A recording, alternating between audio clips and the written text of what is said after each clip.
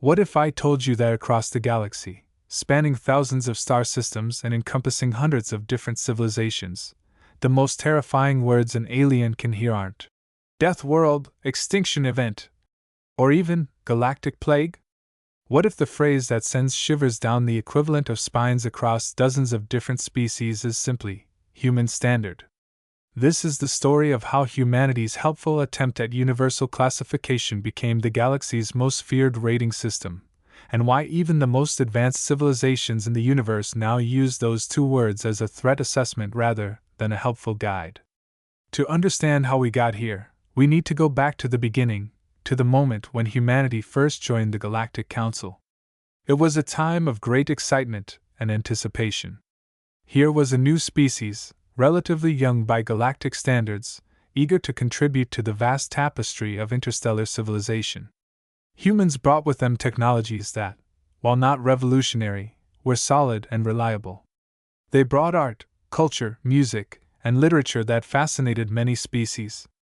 But perhaps most importantly, they brought something that every civilization needs but few had perfected: a comprehensive, logical, and incredibly detailed classification system. Every civilization has rating systems, you see. The Zephyrians, those crystalline beings from the Andromeda spiral, rate planets by crystal resonance frequency, measuring how well a world's natural harmonics align with their physiological needs. The Makari, fungal entities that spread across multiple worlds through spore networks, classify worlds by fungal density and decomposition rates. The Gentle Confederation rates planets on a peace index, measuring how conducive each world is to meditation and spiritual growth. The warlike hegemony of advanced beings rates worlds on strategic value and resource extraction potential. Each system made perfect sense to the species that created it, but none had achieved universal adoption because they were all so specifically tailored to their creator's unique needs and perspectives. Then came the humans, with their obsessive need to categorize, classify, and systematize everything they encountered. At first, it seemed like exactly what the galaxy needed.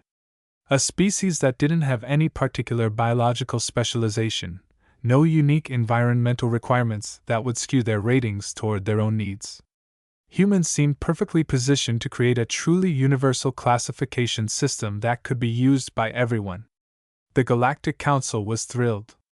Finally, they thought, someone who could create ratings that would work for all species, making interstellar travel, trade, and colonization more efficient than ever before.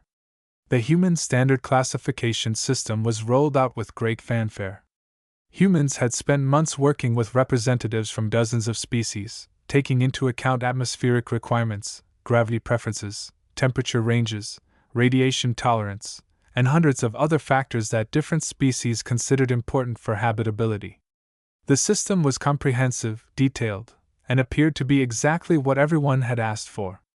Worlds were rated from Class 1 to Class 10, with subcategories for specific hazards and environmental conditions. The documentation was thorough, the methodology was sound, and the initial classification seemed reasonable to most observers. Class 1 worlds were described as suitable for standard habitation with minimal protective equipment. Class 2 worlds required basic environmental protection for extended exposure. Class 3 worlds needed full environmental suits for safe operation. The progression continued logically up to Class 10, which was described somewhat ominously as suitable only for specialized operations with extreme protective measures and emergency evacuation protocols. Most species assumed this was simply human thoroughness, their well-known tendency to over-engineer and over-document everything they touched. The first sign that something was fundamentally different about human thinking came when Ambassador Vextar of the Gentle Confederation decided to organize a cultural exchange program. Vextar was a being of peace and harmony, representing a species that had evolved on worlds of such perfect tranquility that they had never developed concepts for violence, aggression, or even mild discomfort. They were the galactic equivalent of enlightened monks, spending their centuries-long lives in contemplation and artistic expression. When Vextar saw that Earth, the human homeworld, was classified as Human Standard Class 1, he naturally assumed this meant it was a world of perfect peace and safety, ideal for his species' younglings to experience their first off-world cultural exchange. The classification seemed to support this assumption.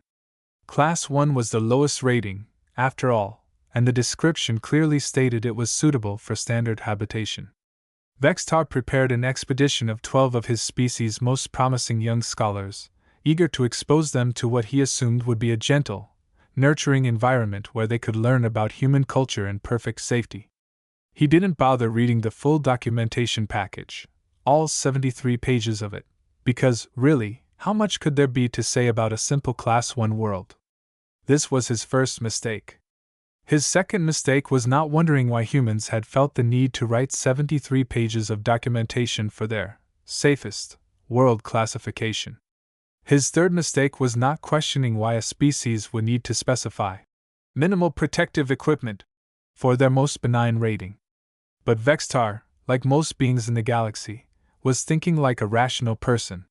He could not have conceived that when humans said minimal protective equipment, they meant things like sunscreen with SPF ratings that would protect against radiation levels that most species considered immediately lethal.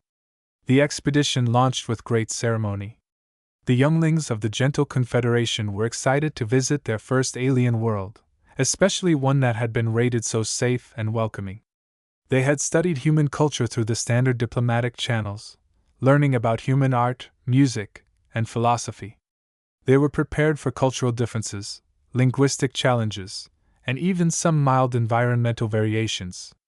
They were not prepared for Earth. The first indication that something was wrong came during the approach to Earth's atmosphere.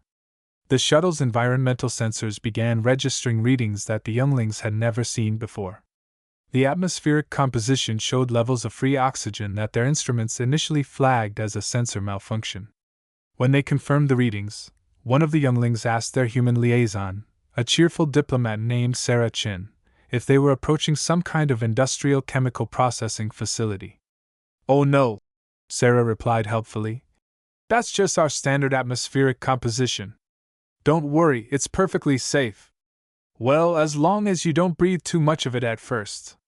You'll want to use the breathing apparatus we provided until you can adjust your metabolic rate downward. Some species find our air a bit energizing." The younglings exchanged worried glances, but their leader reminded them that this was a Class 1 world. Surely these were just minor variations in atmospheric composition, the kind of small differences you'd expect when visiting any alien world. They donned their breathing apparatus, checked their protective suits, and prepared for landing. The protective suits had been provided by their human hosts, who had insisted they were just basic precautionary gear, nothing too serious. The suits looked to the younglings like the kind of equipment their species used for deep space EVA operations, but the humans had been so casual about providing them that they assumed this was just human overcaution. The landing was smooth, and for a brief moment, the younglings felt their anxiety ease.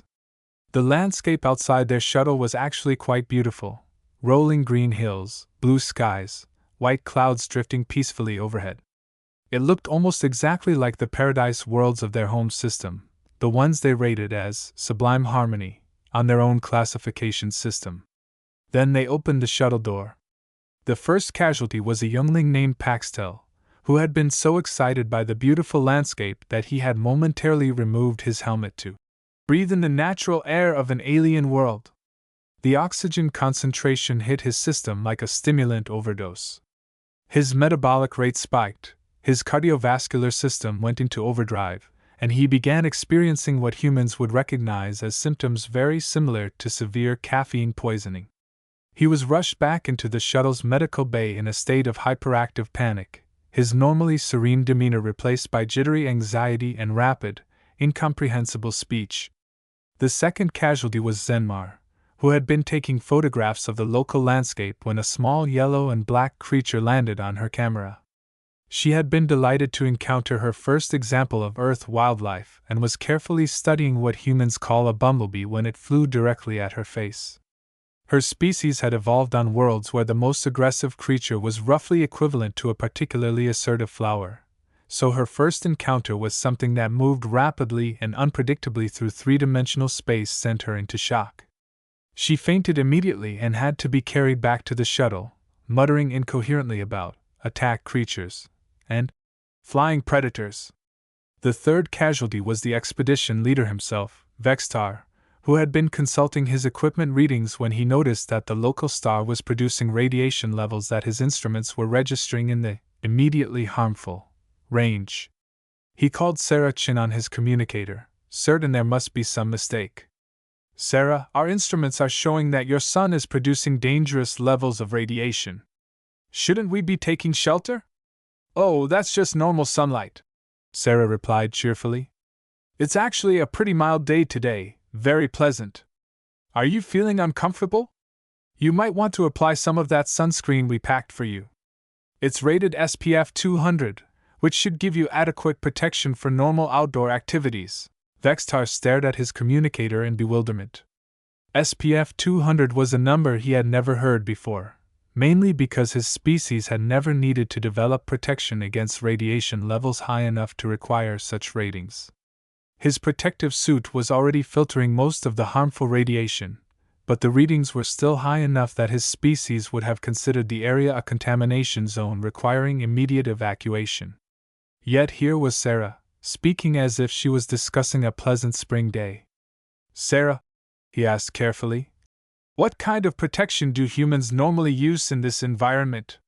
Protection? Sarah sounded genuinely confused. Oh, you mean like sunscreen? Most people just use SPF 30 or 50 for normal activities. Some people don't use any protection at all, though that's not really recommended. You might get a sunburn. Sunburn? Vextar's voice rose an octave. You mean your species experiences radiation burns as a normal part of environmental exposure? Well, yeah, if you're not careful. But it's usually just cosmetic damage. It heals in a few days. Although if you get a really bad burn, it can be pretty painful. That's why we recommend using sunscreen. At this point, Vextar began to suspect that there might be some fundamental misunderstanding about the nature of Earth's environment. He decided to conduct a more systematic evaluation of local conditions, using the full sensor capabilities of his expedition shuttle. What he discovered would haunt his dreams for the rest of his very long life. The gravity was wrong. Not just different, but wrong in ways that put constant stress on the internal structures of his species' bodies. The atmospheric pressure was wrong, requiring their protective suits to maintain artificial pressure regulation to prevent their delicate internal membranes from rupturing. The magnetic field was wrong, producing fluctuations that interfered with their species' natural bioelectric navigation systems. The weather was wrong, involving rapid and unpredictable changes in temperature, humidity, and atmospheric dynamics that would require constant monitoring and adjustment to survive. And the life forms were impossible. Their first encounter with Earth wildlife had been the bumblebee incident, but as they conducted more detailed surveys, they discovered that Earth was populated by creatures that violated every principle of rational evolution they had ever learned. There were organisms that survived by consuming other organisms, a concept so alien to the gentle Confederation's herbivorous mindset that they initially refused to believe their sensor readings. There were creatures that moved faster than anything on their homeworlds, creatures that produced toxins as a defensive mechanism, creatures that had evolved specialized appendages specifically designed to pierce, tear, or crush other life forms. But perhaps most disturbing of all, there were the plants. The younglings had been taught that plant life was the most peaceful and harmonious form of life in the universe, the foundation of all gentle ecosystems. Earth plants, they discovered, were engaged in constant chemical warfare with each other, producing toxins to kill competitors, evolving thorns and spines to prevent consumption, and engaging in complex strategies of biological manipulation that would make a hegemony battle strategist weep with admiration. Sarah, Vextar called his human liaison again, his voice tight with barely controlled panic. We're reading some unusual biological activity in the local flora. Are we correct in understanding that your plants produce toxins? Oh, sure, Sarah replied, still maintaining that cheerful, casual tone that was beginning to sound deeply sinister to Vextar's ears. Lots of plants are poisonous. You definitely don't want to eat anything unless you're sure what it is. Actually, you probably shouldn't touch most plants without gloves. Some of them can cause pretty nasty skin reactions. Skin reactions? Yeah, rashes, burns, that sort of thing. There's one plant, poison ivy, that's pretty common around here. If you touch it, you'll get these really itchy blisters that can last for weeks. Very unpleasant. Vextar found himself hyperventilating, which was particularly problematic since his breathing apparatus was designed for calm, meditative respiration patterns. Sarah, you're describing a world where the plant life is actively hostile to visiting life forms. Hostile? Sarah sounded genuinely surprised. I wouldn't say hostile. It's just, you have to pay attention to what you're doing. Use common sense. Don't touch things you don't recognize, don't eat random berries, that sort of thing. Basic outdoor safety. Basic outdoor safety, Vextar repeated faintly. Right. Oh, and watch out for the wildlife too, obviously. We don't have anything really dangerous in this area, just some bears, maybe a few coyotes, some snakes. Normal stuff.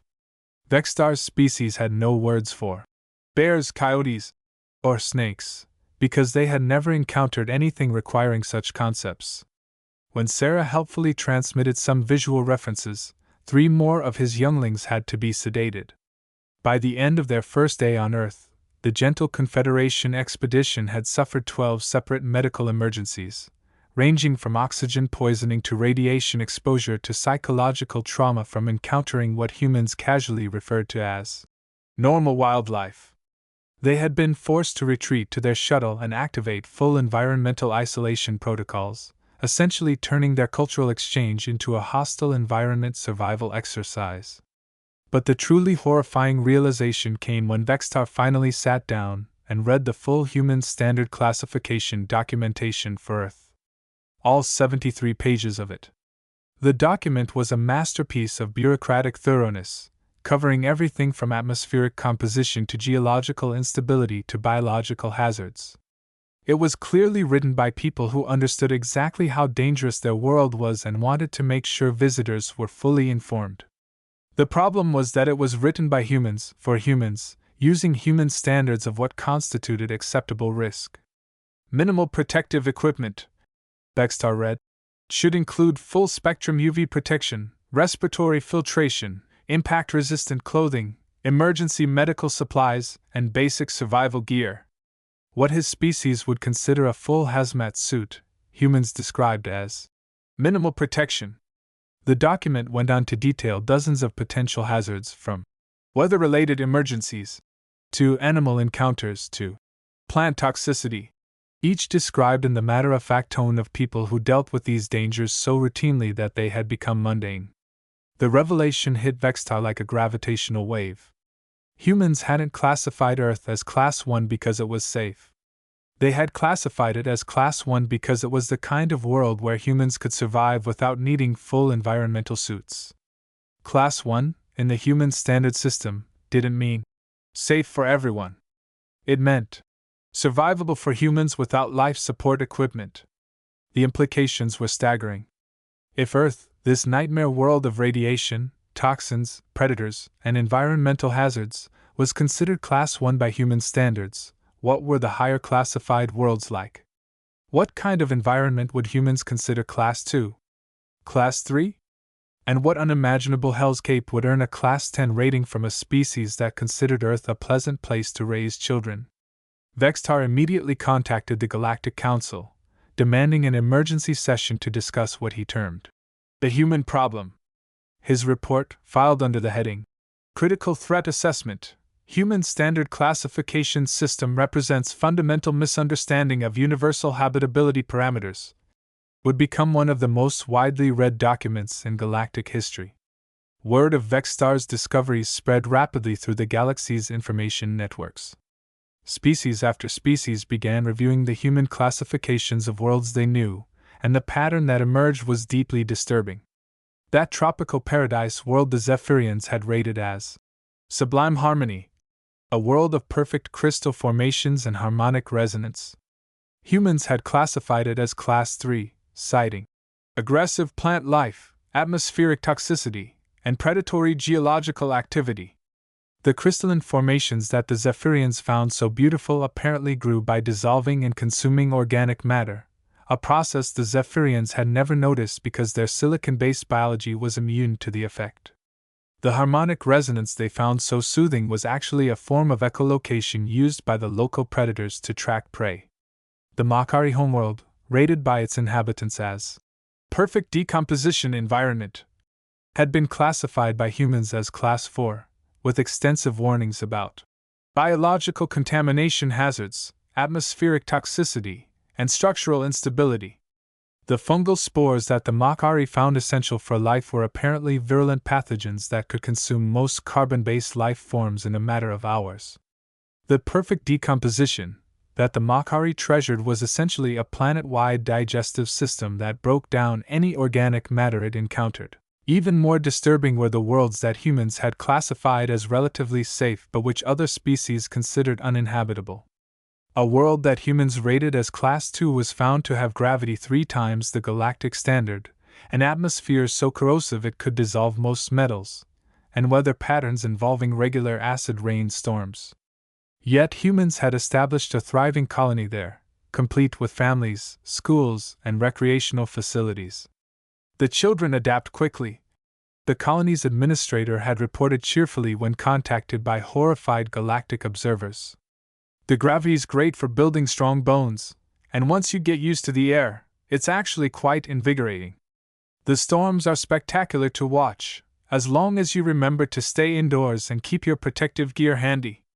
The galactic community began to realize that they were dealing with a species whose concept of livable was so radically different from everyone else's that it bordered on the incomprehensible. Humans didn't just survive in hostile environments, they thrived in them. They didn't just tolerate danger, they seemed to find it stimulating. They didn't just adapt to harsh conditions, they actively sought them out for recreation and personal development.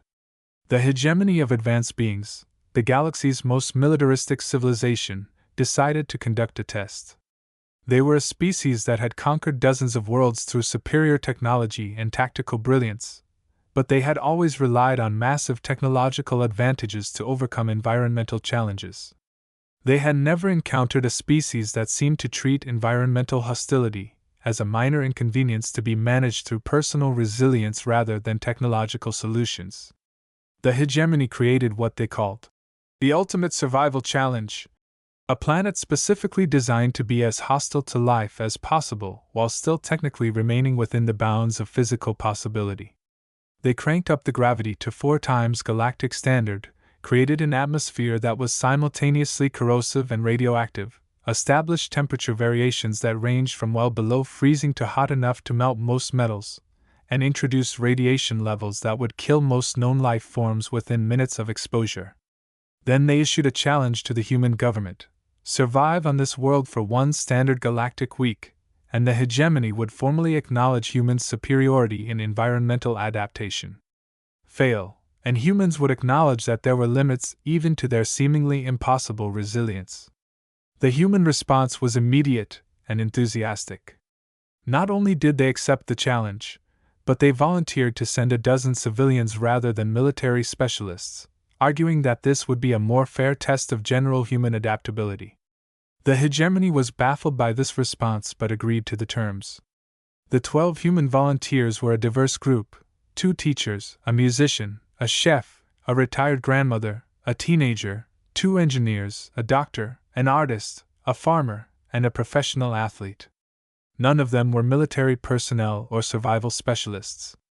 The hegemony expected them to last perhaps a few hours before being forced to evacuate due to medical emergencies. 3 months later, the humans had not only survived but had established a small but thriving settlement. They had built shelters adapted to the local conditions, established a sustainable food production system using modified earth plants that seemed to thrive in the impossible environment, and had even begun making improvements to the local ecosystem to make it more hospitable for future colonists. When the hegemony observers visited the settlement, they found the humans engaged in activities that defied all rational understanding of survival priorities. They were playing music, creating art, and planning recreational activities. "It's actually quite beautiful here once you get used to it," The retired grandmother, Sarah Martinez, explained to the stunned hegemony observers. The sunrise through the acid mists is spectacular, and the gravity makes you feel so strong and energetic. My arthritis has completely cleared up. We're thinking of asking if we can bring our families here for a permanent settlement. The teenage volunteer, Jake Chin, no relation to the diplomat Sarah Chin, had apparently adapted so well to the environment that he had begun exploring the planet's more dangerous regions as a hobby. The radiation storms are amazing, he told the observers with the enthusiasm typically reserved for discussing pleasant weather. You can see them coming from kilometers away, these incredible light shows in the sky. As long as you get to shelter in time, they're perfectly safe to watch. I've been taking photographs. The hegemony observers departed in a state of deep philosophical distress. They had created what they considered to be the most hostile environment possible, and the humans had turned it into a tourist destination. The report from this experiment triggered the first emergency session of the Galactic Council in over 4,000 years. Representatives from hundreds of species gathered to discuss what was being called the human problem. Though the problem was less about humans themselves and more about the fundamental assumptions that the rest of the galaxy had been making about the nature of habitability, survivability, and the limits of biological adaptation. The council session lasted for weeks. Species after species presented evidence of human colonies thriving in environments that violated every principle of sensible planetary settlement.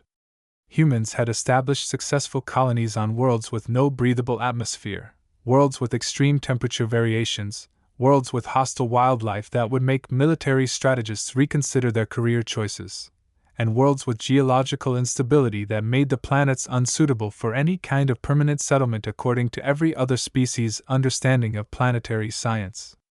But perhaps the most disturbing discovery was that humans didn't consider these settlements to be exercises in extreme survival. They were normal communities, complete with schools, hospitals, entertainment venues, and all the other amenities of civilized life. Children were being raised on worlds that most species would classify as uninhabitable. Families were choosing to move to planets that required constant vigilance to survive. Retirees were relocating to colonies established on worlds that other species used as military training grounds for their most elite soldiers. We have a species, announced Council leader Zentalk, a being whose species had achieved galactic prominence through their gift for understatement, that considers death worlds to be suitable for family vacations. The murmur that went through the council chamber was unlike anything in recorded galactic history.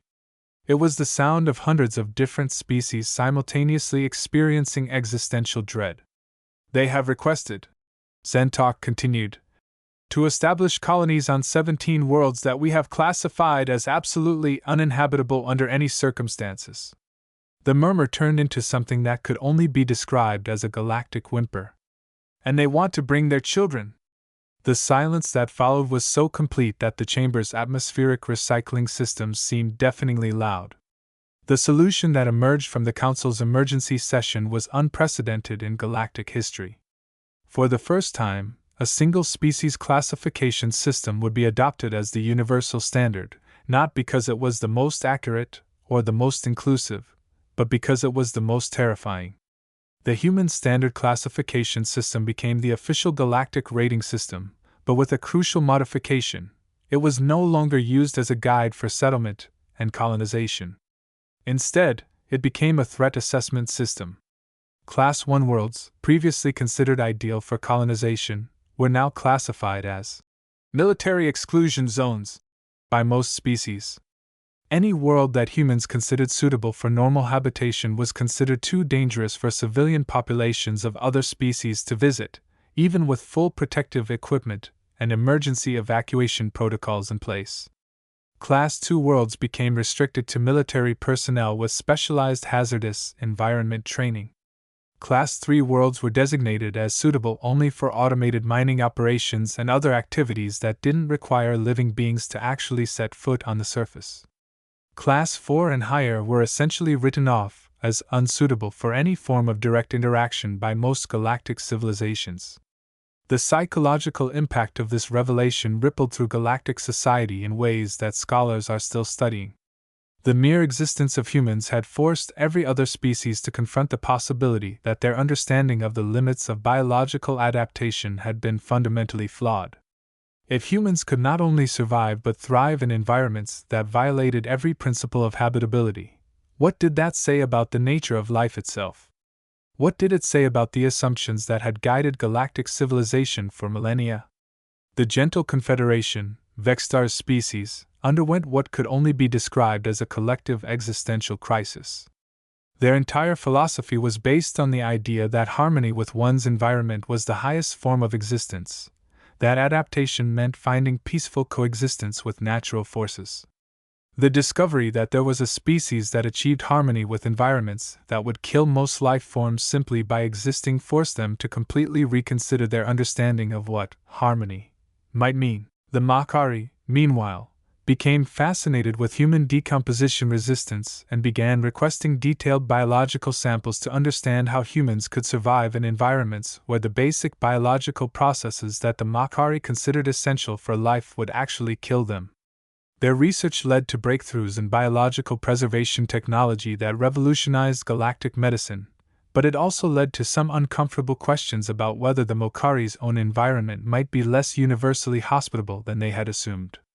The Zephyrians found themselves unable to enjoy their beloved crystal formations, now that they knew the crystals grew by consuming organic matter.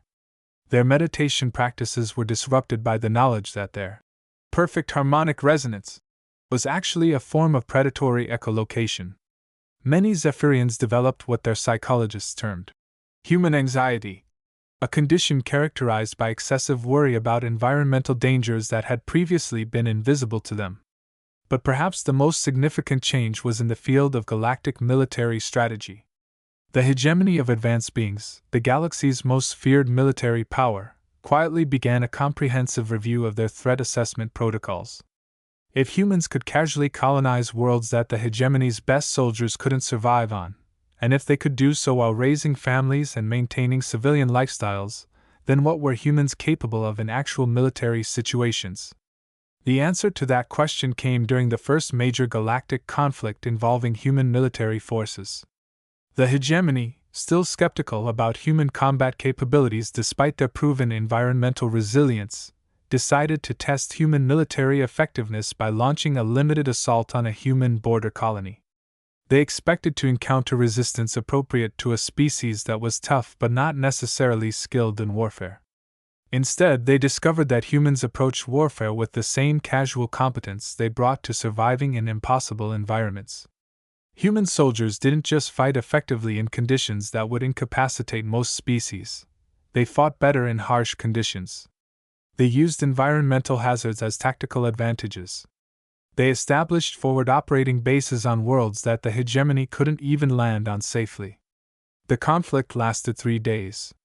Not because it was resolved through negotiation or because one side achieved a decisive victory, but because the hegemony forces were forced to retreat when they realized that the humans were beginning to enjoy the fight. Human military communications, intercepted by hegemony intelligence, revealed soldiers complaining that the engagement was too easy and requesting permission to make things more interesting by operating in even more challenging environmental conditions. The hegemony's post-conflict analysis reported that human military doctrine appeared to be based on the principle that if an environment was dangerous enough to kill enemy forces, it was just challenging enough to make human soldiers feel properly motivated. This represented a fundamental inversion of every known principle of military strategy, which typically sought to minimize environmental hazards rather than weaponizing them. The galactic implications of human military capabilities led to what historians now call the Great Recalculation. Every major galactic power quietly began revising their estimates of human military potential, and the numbers were deeply troubling. A species that considered death worlds suitable for family life would presumably consider actual battlefields to be nothing more than stimulating recreational activities. But the humans, characteristically, seemed completely unaware of the effect they were having on galactic strategic thinking. When asked about their military philosophy, human officials spoke about proportional response, humanitarian warfare, and minimizing civilian casualties. with the same earnest sincerity they brought to describing their safe worlds. They appeared to genuinely believe that their approach to conflict was restrained and measured, despite evidence that they were capable of military operations in environments where other species couldn't even maintain life support systems. This disconnect between human self-perception and galactic reality became the subject of intense academic study. The prevailing theory, developed by the renowned xenopsychologist Dr. Kethvar of the Academic Union, was that humans had evolved on a world so inherently dangerous that their entire concept of normal was calibrated to survival standards that other species found incomprehensible. From a human perspective, they weren't being unusually tough or resilient. They were just doing what anyone would do in their situation. The fact that their situation would be considered a nightmare scenario by most other species was simply outside their frame of reference. This theory was supported by extensive analysis of human cultural products. Human entertainment, for example, regularly featured scenarios that other species would classify as horror beyond imagination, stories about surviving in hostile wilderness areas, competitions involving deliberate exposure to dangerous environments, recreational activities that required participants to voluntarily place themselves in potentially lethal situations. What humans considered adventure, or excitement, most other species considered elaborate suicide rituals. Human sports were particularly disturbing to galactic observers. Activities like mountain climbing, which involved deliberately placing oneself in high altitude, low oxygen environments with significant risk of fatal falls, were considered recreational activities suitable for amateur participation. Extreme sports, which pushed these concepts even further, were marketed as entertainment for spectators and participation experiences for thrill seekers. But perhaps most incomprehensible was the human concept of vacation. Humans would deliberately travel to locations specifically because they were challenging, uncomfortable, or dangerous. They would pay significant amounts of money for the privilege of experiencing environments that most species would evacuate from as quickly as possible. Beach vacations involved extended exposure to radiation levels that required protective equipment. Mountain vacations involved low oxygen environments and extreme temperature variations. Adventure tourism was an entire industry built around the principle that temporary suffering in dangerous environments was a form of recreation. The psychological profile that emerged from these studies was simultaneously admirable and terrifying. Humans appeared to be a species that had evolved such effective adaptation mechanisms that they had essentially eliminated the concept of unsurvivable environment from their thinking. They didn't seek out dangerous situations because they were reckless or suicidal.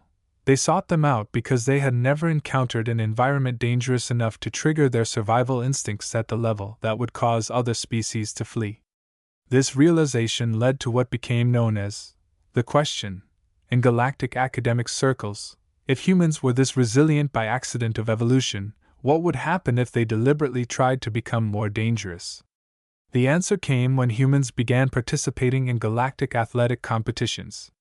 The interspecies Olympic Games had been a peaceful tradition for thousands of years, a celebration of the diversity of life in the galaxy and the different capabilities that evolution had produced in different species. Each species had their particular strengths. The Zephyrians were unbeatable in events requiring harmonic precision. The Makari dominated endurance events in hostile environments. The hegemony species excelled in strength-based competitions, and so on. Humans entered their first interspecies Olympics with characteristic enthusiasm and optimism, despite having what appeared to be no particular evolutionary advantages. They weren't the strongest species, or the fastest, or the most agile. They didn't have specialized sensory capabilities or unique biochemical advantages. They were, by most measures, thoroughly average in terms of raw physical capabilities. What they had, instead, was the ability to keep trying when anyone else would have given up. Human athletes didn't win because they were better than other species at the peak performance required by their events. They won because they could maintain their performance levels under conditions that caused other species to experience physical and psychological breakdown. The marathon event, traditionally dominated by species with superior cardiovascular systems, was won by a human runner who maintained a steady pace while other competitors were forced to slow down due to the environmental challenges of the course. The strength competitions were won by human athletes who didn't have the highest peak strength numbers but could maintain their strength output longer than anyone else. The precision events were won by humans who couldn't match the best individual performances of specialized species, but could maintain their precision under pressure and environmental stress. But the event that truly demonstrated the difference between humans and everyone else was the newly introduced Hostile Environment Athletic Challenge, an event specifically designed to test athletic performance under adverse conditions. The course involved competition in environments with variable gravity, atmospheric composition, temperature, and other factors that would challenge the adaptability of different species. Human athletes didn't just win this event, they dominated it so completely that the scoring system had to be recalibrated. More disturbing still, human competitors were observed encouraging each other throughout the event, maintaining positive attitudes and even engaging in what appeared to be recreational banter, while other species athletes were focused on basic survival. Post-event interviews revealed that human participants had found the experience challenging but fun, and were requesting even more difficult conditions for future competitions. The galactic athletic community's response was swift and decisive. Humans were banned from participating in hostile environment events, not because they were cheating or using illegal performance enhancements, but because their participation made the events too dangerous for everyone else. Human athletes would push themselves and others to performance levels that other species considered suicidal, apparently unaware that they were creating life-threatening situations for their competitors. This pattern repeated itself across multiple areas of galactic society. Humans would join collaborative endeavors with other species, approach them with their characteristic enthusiasm and determination, and inadvertently create situations that other species found overwhelming or impossible to sustain. They weren't trying to be dominant or intimidating. They were just applying their normal standards of effort and persistence to situations where those standards were inappropriate for anyone who hadn't evolved on a death world. The cumulative effect of these interactions was a growing galactic consensus that humans represented a fundamental category error in the universe's organizational system. They were simultaneously one of the most peaceful and cooperative species ever encountered, and also one of the most inadvertently dangerous. They genuinely wanted to help and contribute to galactic civilization, but their very existence challenged the basic assumptions that had allowed galactic civilization to function. The term, human standard, thus evolved far beyond its original meaning as a classification system for planetary habitability. It became a shorthand for any situation involving capabilities or expectations that operated outside the normal parameters of galactic understanding. A military operation might be described as human standard if it involved tactics that other species considered impossible or insane. A research project might be rated human standard if it involved working conditions that required exceptional resilience.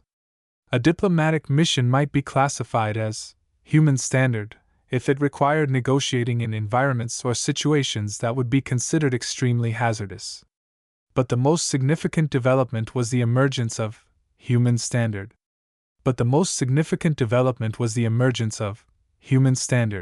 As a psychological benchmark rather than just a physical one. Galactic mental health professionals began using the term to describe levels of stress, challenge, or adversity that would be considered normal by human standards but traumatic by the standards of most other species. This led to the establishment of specialized treatment centers for what became known as Human Standard Exposure Syndrome, a condition affecting individuals from other species who had spent extended time working closely with humans. The symptoms of Human Standard Exposure Syndrome were varied but consistent across species. Patients reported persistent anxiety about environmental dangers they had never previously noticed, compulsive checking of safety equipment and emergency protocols, and an inability to relax in what they had previously considered safe environments. Most disturbing was the development of what psychologists termed Human Standard Aspiration Disorder, where patients began attempting to match human performance standards in areas where such attempts were physically or psychologically dangerous for their species. Dr. Kethvar's research team documented case after case of non-human individuals who had worked alongside humans developing unrealistic expectations for their own capabilities. A gentle Confederation engineer who had collaborated with human terraforming specialists began insisting on working in environments that required full protective equipment, claiming that anything less challenging was not really engineering. A Zephyrian artist who had studied human extreme environment sculpture began creating works that required exposure to radiation levels that damaged her crystalline structure, arguing that true art requires true risk. The most severe case involved a Makari researcher who had become so impressed with human resilience that he began deliberately exposing himself to environments that interfered with his species' essential decomposition processes. He was found trying to establish a research station on a sterile world with no organic matter, claiming he wanted to understand what humans mean by challenging conditions. The intervention required a full diplomatic incident to convince him that he was essentially trying to commit slow suicide in order to match what humans considered normal working conditions.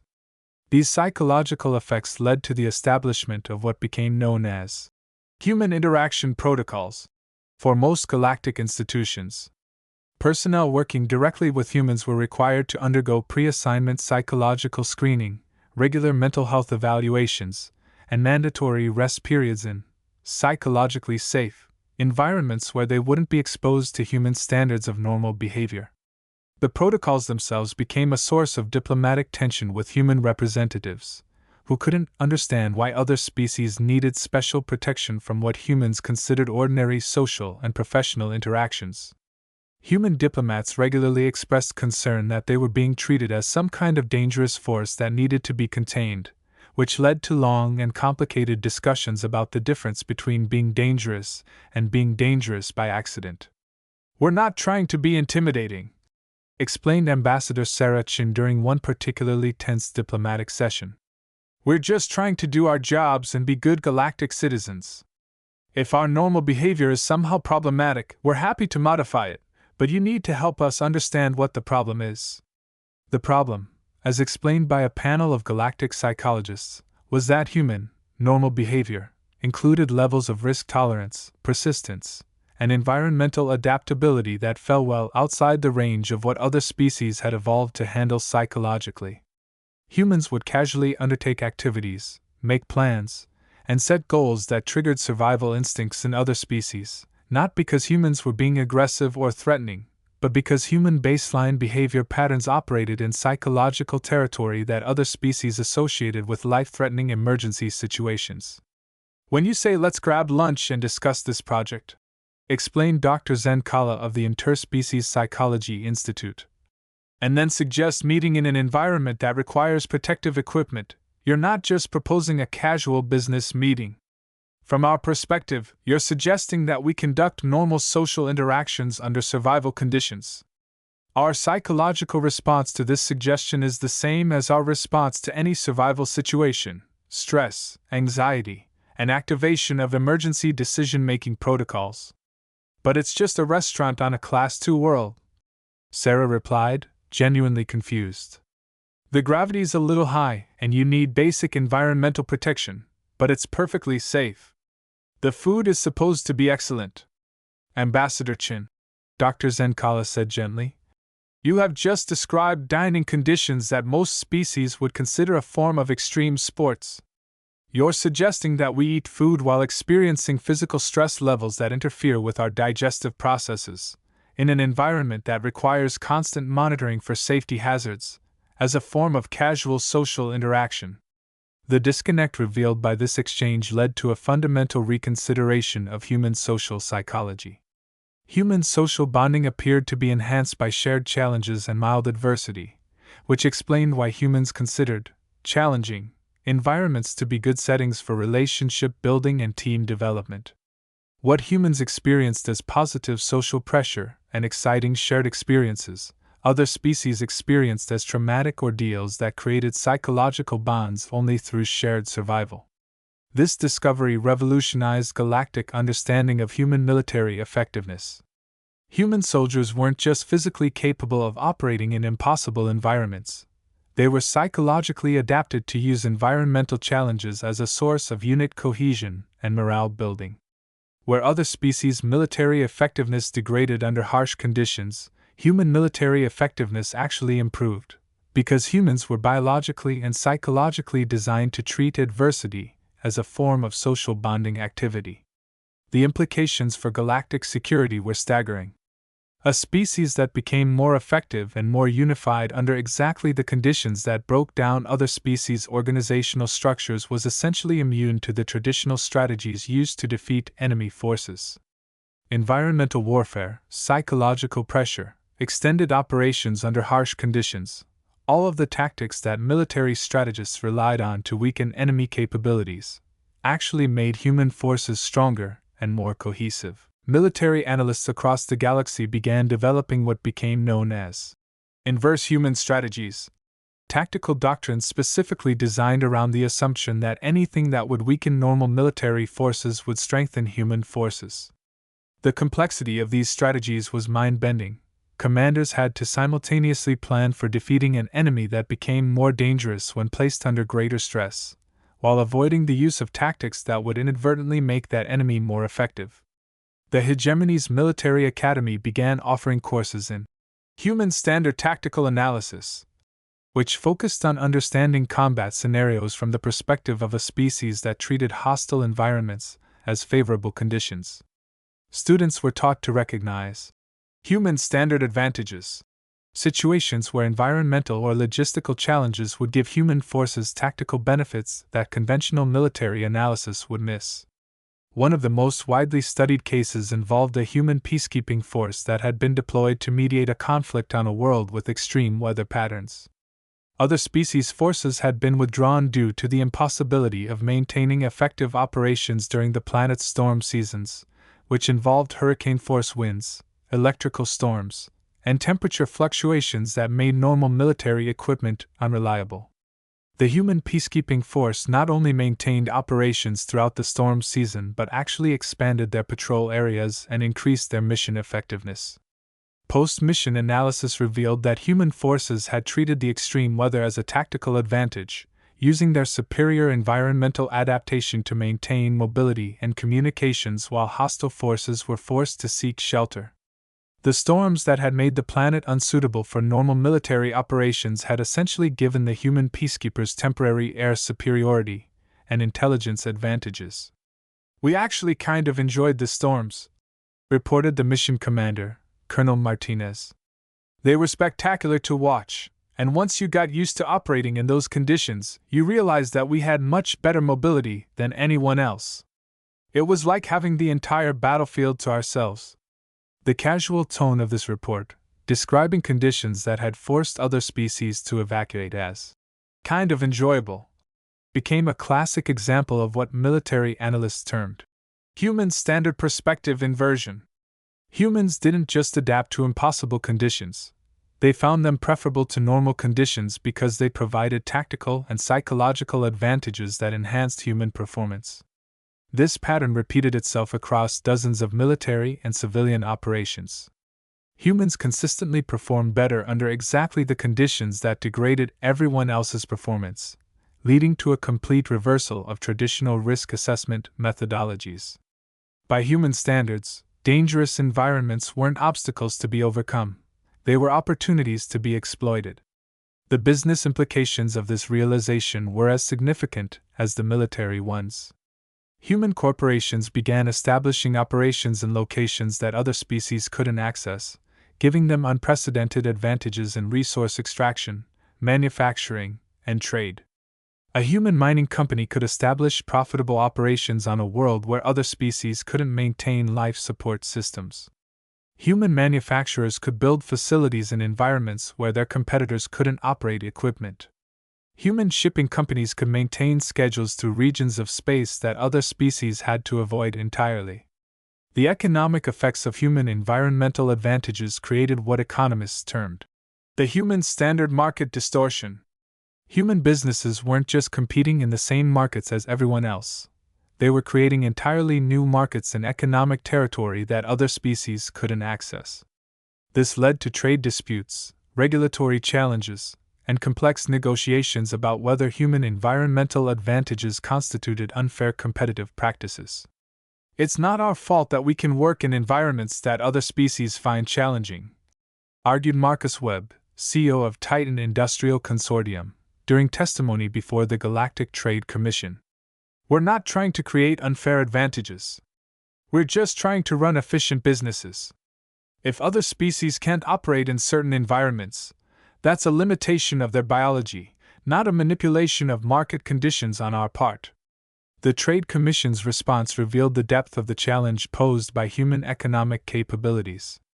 Mr. Webb, responded Commissioner Talven, your company has established profitable mining operations on worlds that we have classified as uninhabitable disaster zones. You are extracting resources from environments that our safety protocols prohibit us from even surveying. From our perspective, you are not competing in the same market as everyone else. You are competing in a parallel market that exists in physical locations where market competition is theoretically impossible.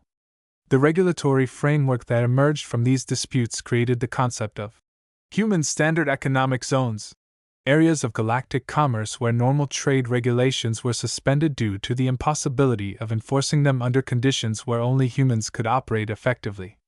These zones became economically significant not just for the resources they provided, but for the precedent they set. The galaxy had formally acknowledged that there were regions of space where human capabilities created effective monopolies simply because no one else could survive there long enough to compete. But perhaps the most profound impact of the human standard classification system was its effect on galactic philosophy and existential understanding. The discovery that there was a species whose normal living conditions violated everyone else's understanding of the limits of biological possibility forced a fundamental reconsideration of some of the most basic questions about life, consciousness, and the nature of existence itself. The Eternal Watchers, being so advanced that they existed simultaneously across multiple dimensions and timelines, declared that humanity represented what they termed a fundamental challenge to universal constants. The Watchers had observed the development of life across millions of worlds over billions of years, and had developed comprehensive theories about the limits and patterns of biological evolution. Humans, they announced, appeared to violate several of what had been considered universal principles of how life develops and adapts to environmental challenges. Evolution, explained Watcher Prime Eternal, tends towards specialization and optimization for specific environmental niches.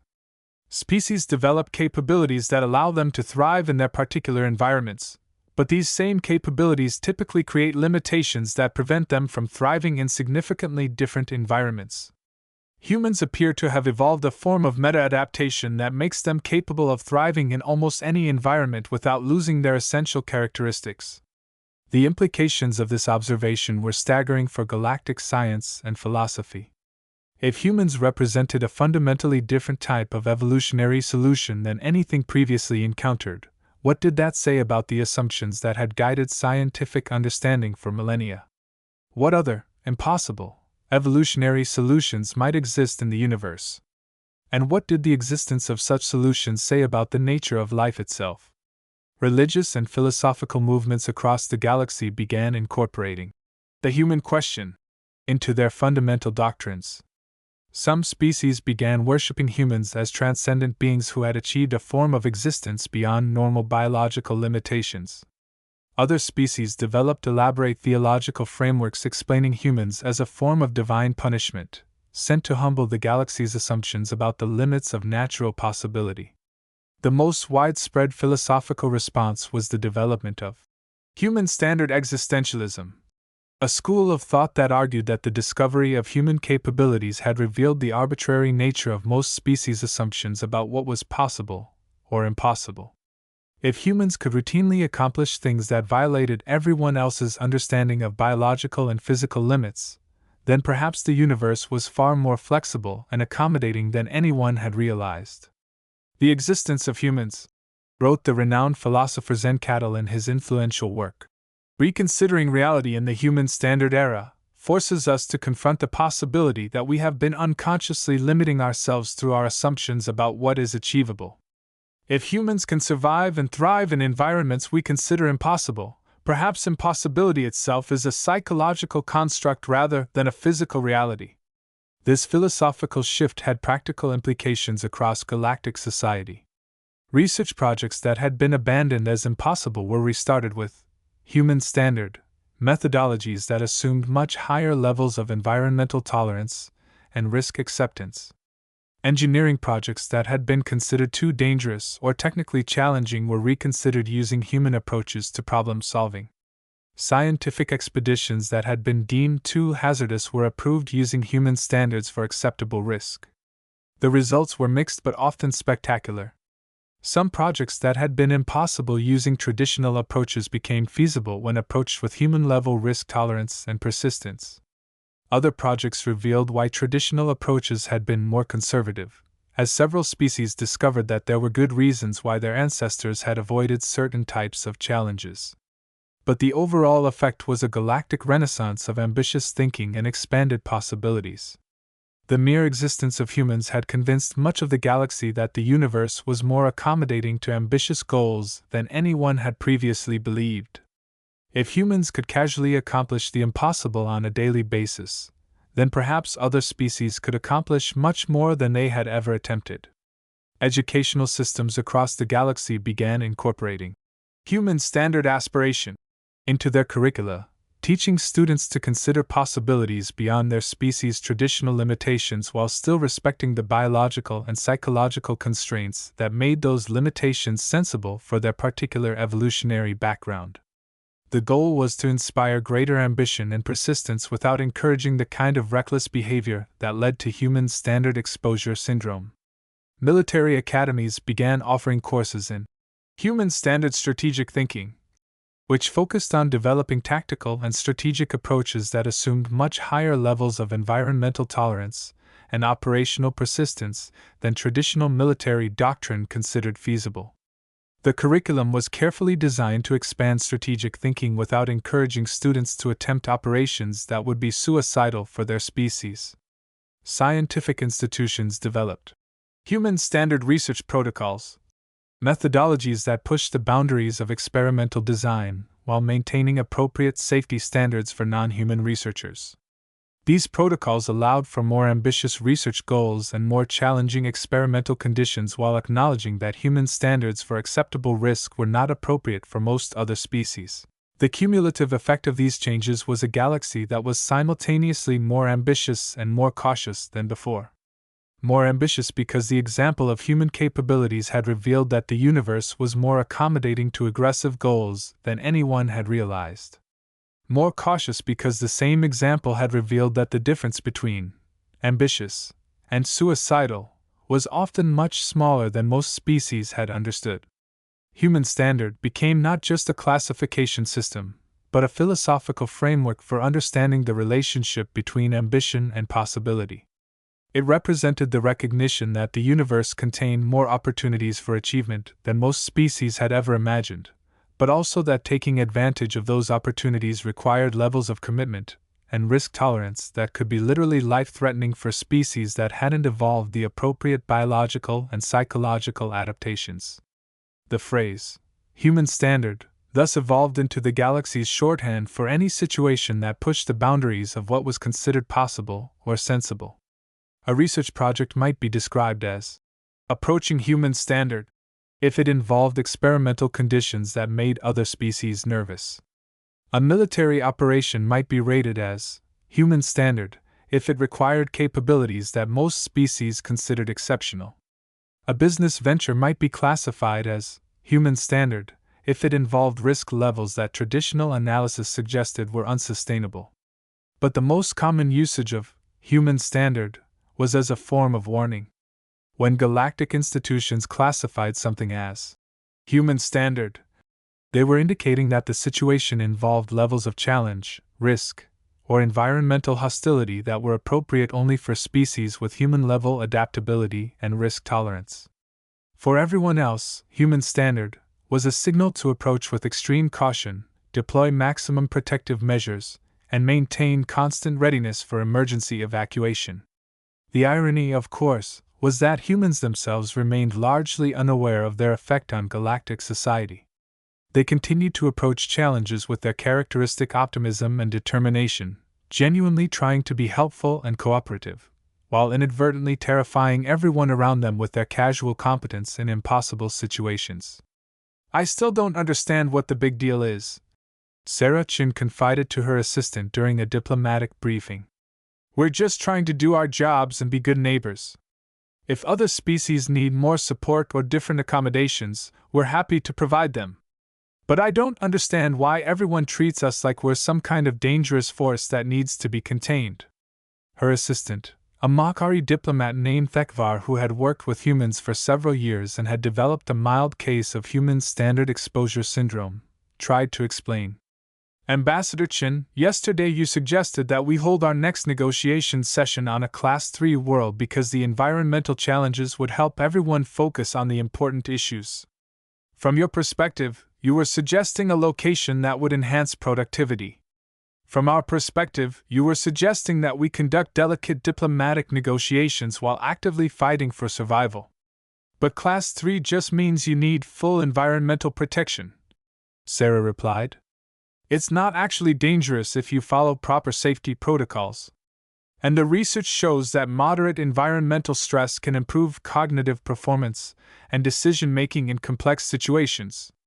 "Ambassador," Thekvar said gently, "that research was conducted by humans, using human subjects, defining moderate environmental stress as conditions that most species would classify as severe survival emergencies.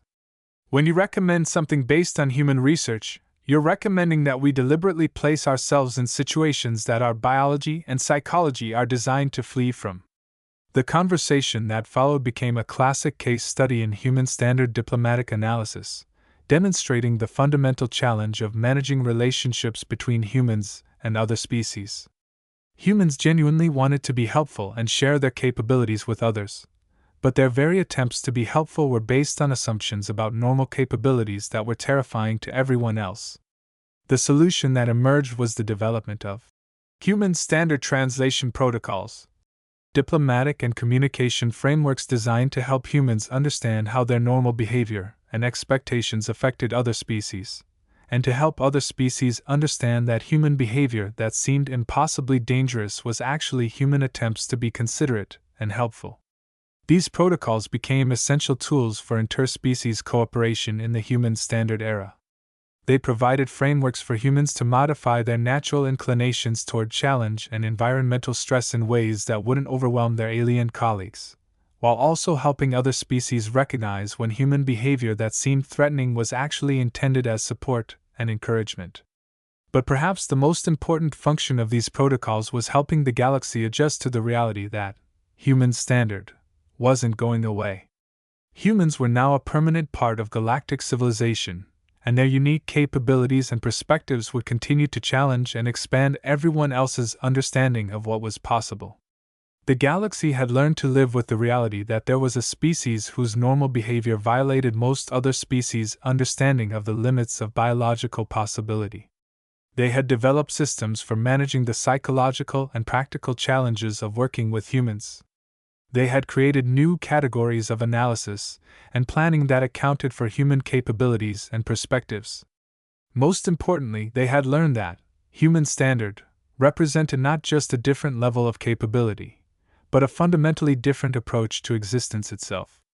Humans didn't just survive in impossible conditions, they thrived in them. They didn't just tolerate environmental challenges, they used them as opportunities for growth and bonding. They didn't just adapt to hostile environments, they transformed those environments into homes. And that, perhaps, was why human standard had become the galaxy's most feared rating. Not because humans were monsters or conquerors, but because they represented a form of life so resilient, so adaptable, and so optimistic that their very existence challenged every other species' understanding of what life could be. Human standard was feared because it represented the terrifying possibility that the universe was much more accommodating to ambitious goals than anyone had dared to believe, and that the main limitations most species faced weren't imposed by physics or biology, but by their own assumptions about what was possible. In a galaxy full of species that had learned to accept limitations, humans represented the dangerous idea that limitations might be optional. And that, more than any weapon or military capability, was what made human standard the most feared rating in galactic history. Today, when alien species see those two words on a classification, a mission briefing, or a project description, they know they're dealing with something that operates beyond the normal boundaries of possibility and common sense. They know they're encountering something that will challenge their assumptions about what's achievable, survivable, or sane. And they know that somewhere, somehow, there are humans who consider whatever impossible thing they're looking at to be just another day at the office. That's why human standard became the galaxy's most feared rating. Not because it represents danger in the traditional sense, but because it represents the infinitely more terrifying possibility that the universe is full of opportunities that most species are too sensible to pursue. And in a cosmos where common sense is often the only thing standing between civilization and chaos, perhaps the most dangerous thing of all is a species that has never learned to be properly afraid.